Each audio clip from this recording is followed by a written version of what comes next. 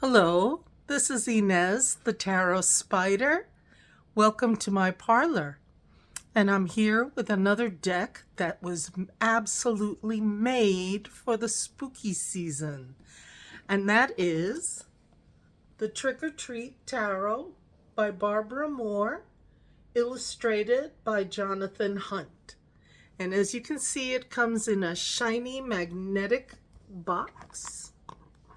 Very nice. Let's get this out of the way. And it comes with a very substantial companion book. Each card gets a 2-page spread with full color illustration. And it's got a really great description of what the card's about, as well as keywords for upright and reversals. So it's really very good. And inside you have the cards themselves.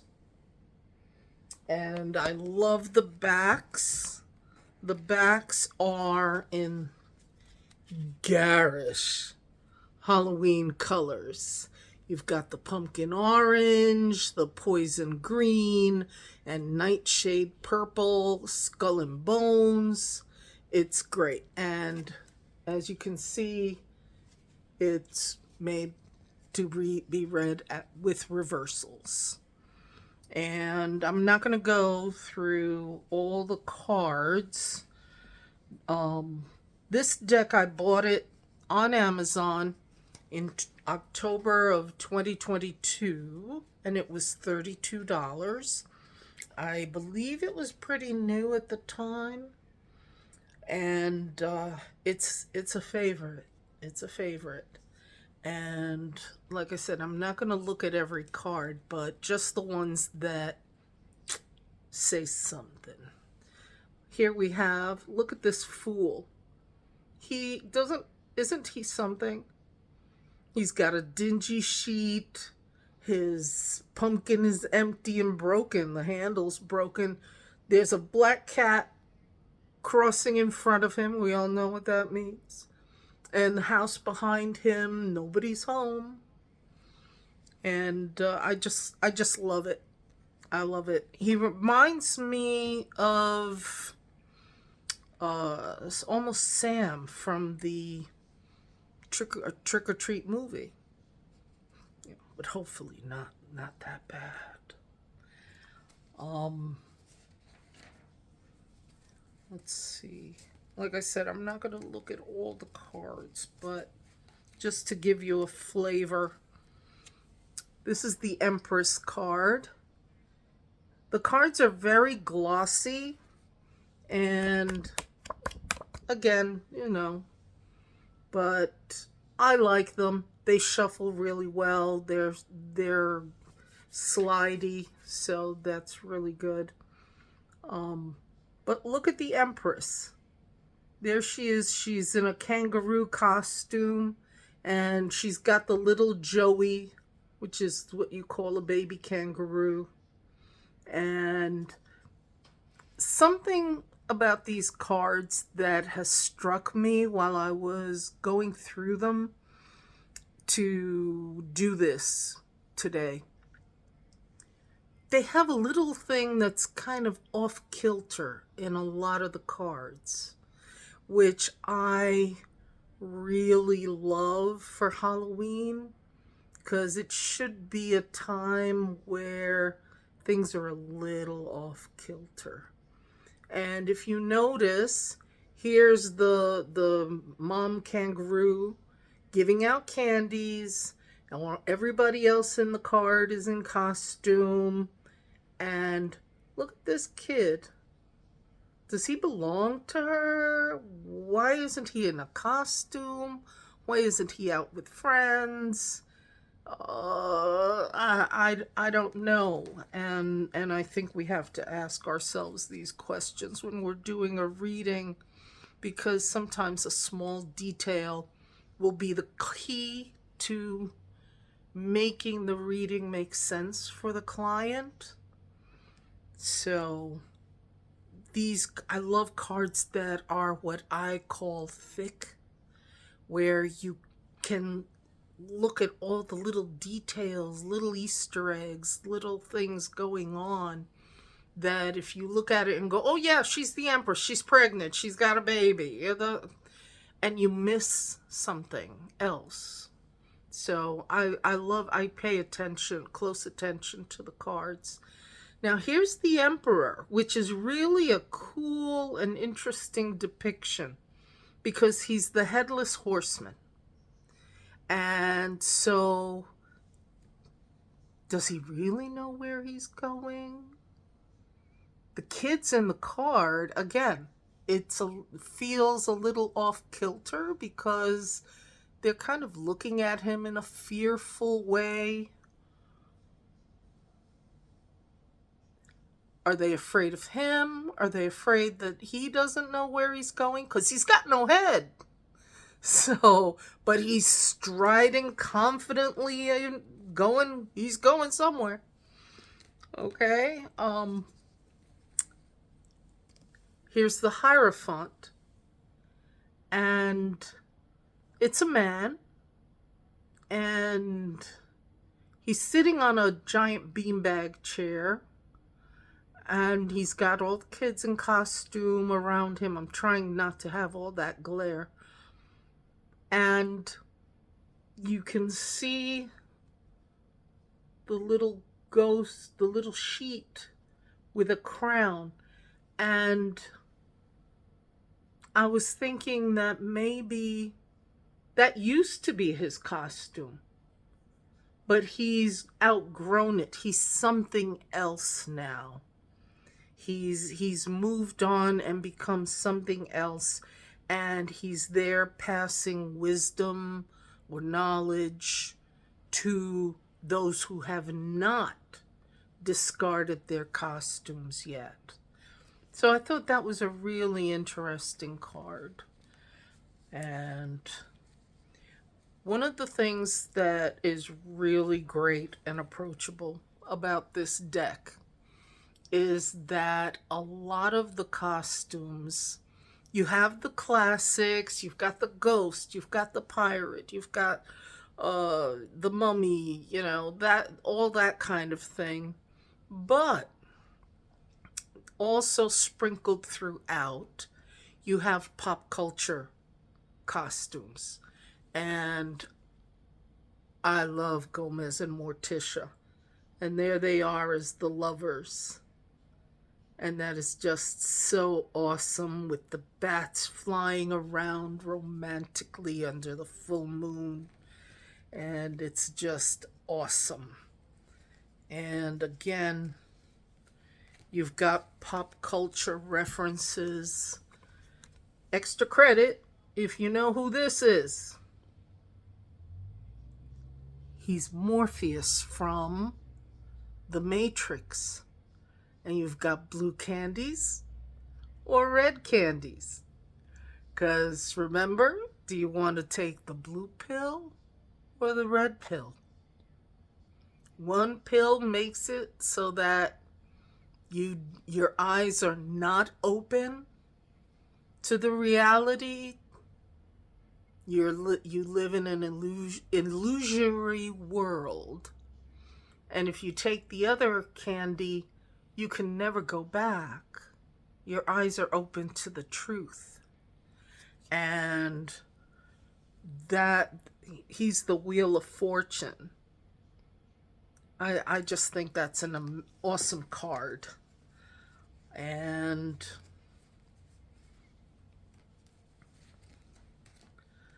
I'm sorry. I love death. This death does not do it for me. I think it's interesting. I think it means the things. I think you can really get a good reading off this card. However, it doesn't do it for me. I thought this was awesome. This is the devil. And usually you've got the people chained and very traditional looking. And so here is a woman. We all know the devil is a woman. She's a woman. She's in her costume with her pitchfork and looks like a martini or a margarita. Some martini. But she's standing in the middle of a web. And that web can stand in for those chains that are normally, oh God, the glare,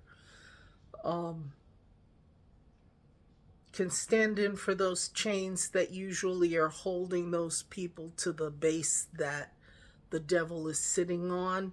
And there she is. She's in the center of the web like a spider, waiting for you to get caught up in whatever she's selling. But it's your choice. And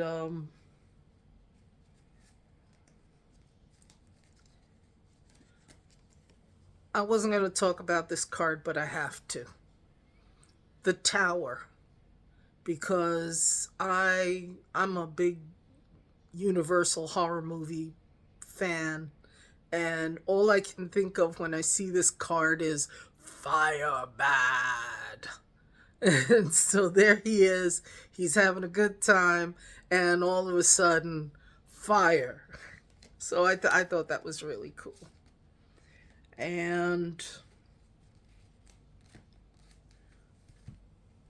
we get to the end of the major arcana, and he's the World. Here he is at the end of the night. I don't know how his sheet got undingied, but to me, that means that he's been purified. He's gone through everything. He was of the earth. At the beginning, the dinge, the dirt was on his sheet. And now he's gone through all the trials that are part of the major arcana, and he's been purified. And so his sheet isn't dingy anymore. And he's got his jack-o'-lantern's overflowing. There's a Halloween wreath on his door. It's warm and glowing inside. And he's got a little smile. If you look at the Fool, there's no expression on his face. But he's smiling here. Peace out. He looks awesome. His shoes don't look too big for him now. Everything is good. So I just love the major arcana in this deck. I think that the minor arcana is also very interesting. Here you have the Ace of Wands, which of course it would be a magic wand. The Two of Wands, you've got a zombie, which is a mindless being, right? Just governed by appetite. And you have two brains, right? Right in the middle of two brains, a person in two minds over something. And not moving very well about it. Give me a minute. Some of these depictions are awesome. Like, I love this dragon costume and how he can blow out that megaphone and that cone and have streamers come out like he's fire breathing. I think that's so cool. And the aces I find are so interesting. Here's the Ace of Cups. And I wouldn't drink that if I were you. Know what I mean? Again, we've got pop culture because we all know who these ladies are, unless you've been living on Mars under a rock. These are the Sanderson sisters, and I just see them running around this cauldron yelling amuck, amuck, amuck. So it's really cool cards. Let me see. What else did I want to show you? Such an interesting King of Cups. He's the creature from the Black Lagoon. And he looks... It's really interesting to me because normally the court cards are so stolid. They are so serious. They are so regal, my dear. And here, the Knight of Cups, yes, he is. You know, I can hear trumpets behind him. He's really great. But then we get to the Queen of Cups, and I can't make up my mind about her. It looks like she's wearing Glinda's dress, but she's green like Elphaba. So, again, what exactly is going on here?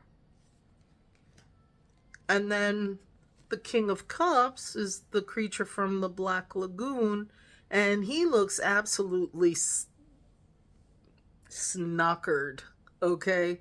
He's got a little bit too much holiday wine in him.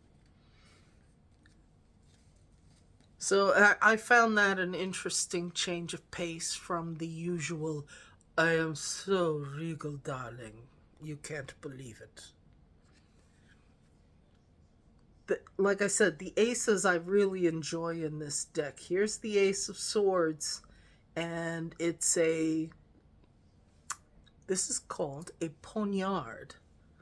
And it's coming out from behind a curtain. There's something kind of Shakespearean about that for me. And again, pop culture references, the Two of Swords. This Anakin. So there you go. The Three of Swords, I always find it an interesting card in my tarot decks. And here we've gotten away from the hearts, the swords piercing a heart, and we've got it killing a pumpkin, basically, destroying it. And what happened here? Because there's glow sticks on the ground, and it's raining. It's just it is what it says it is. You know what I mean?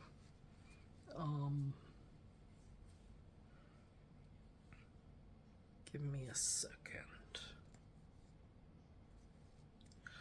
I love this card. This is the Nine of Swords. And she's Sleeping Beauty, but look what woke her up.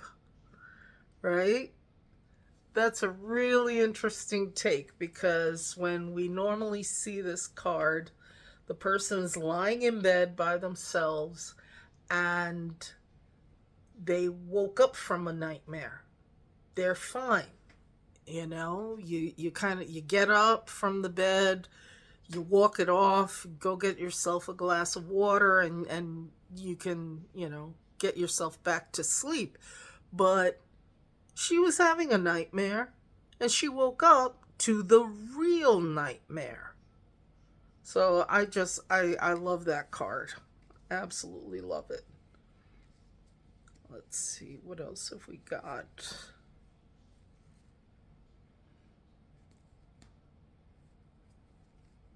Okay, we've got Pentacles. This has to be the least interesting of the aces. It's a pumpkin. Not a cup of poison, not a knife, to the back. So yeah, here it is. It's a pumpkin. Good luck to you. And I love this. This is the Four of Pentacles. And that figure is Baron Samedi, the owner of the graveyard. And that's who Dr. Facilier fashioned himself as in Disney's Princess and the Frog. And there he is. He's master of what he's sitting on. He's on top of it, literally.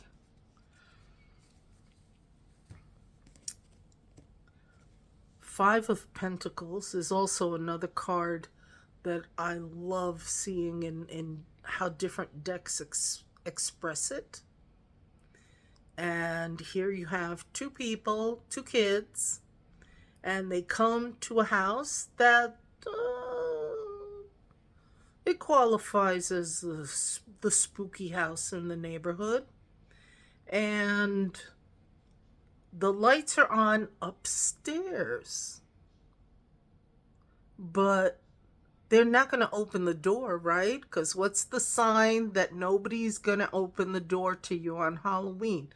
They turn off the porch light, the light in the front of the house, the door light. So they're standing out there and nobody's going to come to that door.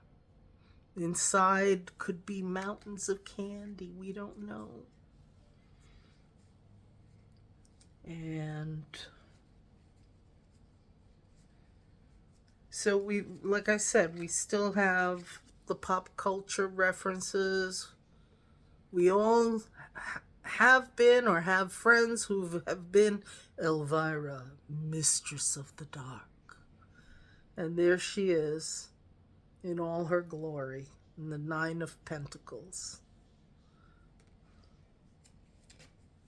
We have the Munsters. They're the Ten of Pentacles. And if you are too young to have ever watched the Munsters, here's the story. The Munsters, you've got Frankenstein, Dracula, Lily is dead. She's a corpse. And the little boy is Wolfman kind of creature.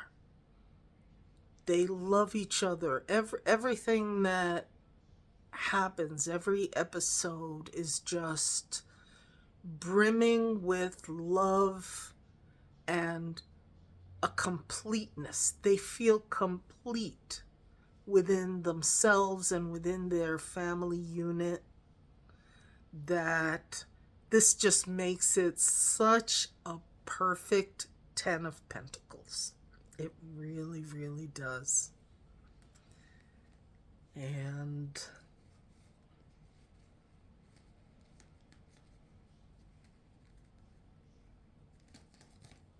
sorry. This is an interesting Queen of Pentacles, because I think she's the witch from Hansel and Gretel, because she's got a little doll up here in a cage that she's going to fatten up and put it in the oven. But she's also sitting on the hearth there, which means she can get pushed into that oven. This is what I mean about these cards are interesting. They're a little off kilter. And here's the King of Pentacles. And I love the face on this wolf mask, okay? And because I'm always distracted by it, I just realized that he may have eaten Red Riding Hood. Because I just noticed this second that her cape is hanging on that coat tree. And there's the basket of stuff that she was bringing to her grandmother. So yeah, there's he's got big eyes and big teeth. And if you look at the basket, it's not candy in the basket. It's the stuff that she's supposed to be bringing to her grandmother's house. So this deck is so interesting. It's well, before I go on in that vein, let me talk a little bit about the book. I started by saying each card gets a 2-page spread. It's got a full color reproduction of the card, and then it's got a write-up, and it's got keywords for both uprights and reverse. That's great. Did that for all the cards. And I don't feel that there was any skimping. One card didn't feel like, I don't have anything much to say about it, so we'll just move on. No, it was each card, when I read the description, when I read the thought behind it, I feel that each card was given very serious and in-depth consideration. So that's really great. That's one of the things I really enjoy about this companion book.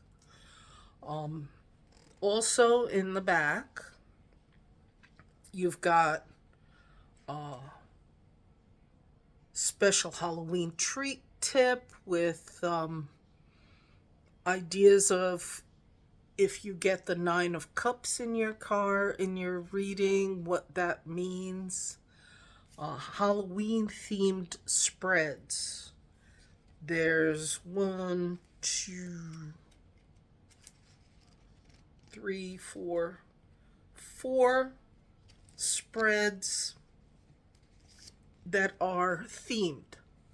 One is a trick or treat spread, which is basically, it's 4 cards. You're doing it quick. It's kind of what I call quick and dirty. Okay?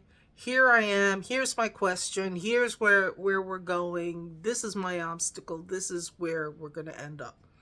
That kind of thing. Okay? Your challenge, your... It says the first card's your costume, how you're approaching the situation. The second card is the trick, the challenge or obstacle. Number 3 is the treat, something that's going to help you. And number 4, your bag of candy, which is what you get. What's your result going to be? Okay. The next one is the haunted house spread. And so it's very interesting. This one has 6 cards to it. And I really enjoy that. I think that it lends itself to shadow work. Okay, if you're seeing a pattern in your life, things that keep happening to you over and over again, then this might be the spread that you want to use to illuminate those dark corners in your mind. And then you've got a spread for communicating with the dead, messages from the other side. And that's a 4-card spread, very easy to master. What is it? A minute to learn and a lifetime to master. I feel that way when it comes to crossing that line. And then the last spread for the trick-or-treat themes are gathering the harvest, which is if you're working on a project and you want to see, you would use this spread towards the end of the project to kind of take the temperature and see if you have any adjustments to make to have it be the most fruitful and productive. And then you've got your basic spreads, the 1, the 3, the horseshoe. If you're familiar with tarot, you've seen them. They have a yes/no oracle type spread. And of course, the favorite, the tried and true Celtic cross. So, what are my thoughts about this deck? This deck is full of... It's the quintessential Halloween deck for me. It's full of fun. It's full of whimsy, pop culture,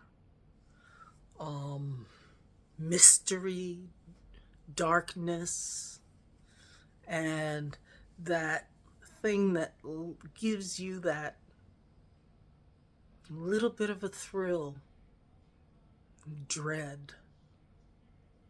As I said, a lot of the cards have something a little bit off kilter, because Halloween night is a night where everyone's in costume, everyone's got a mask on. Your friend said he was going to be Dracula this evening. Is that really your friend? Under that mask? Under that makeup? He's acting sorta. But there's that little bit of dread. And that's what these cards evoke in me. That feeling, that frisson, that little shiver. And so, thank you for spending time with me, talking about one of my favorite decks for Samhain, Halloween, spooky season. And please come again, like and comment, and I'll see you soon. Ta-ta.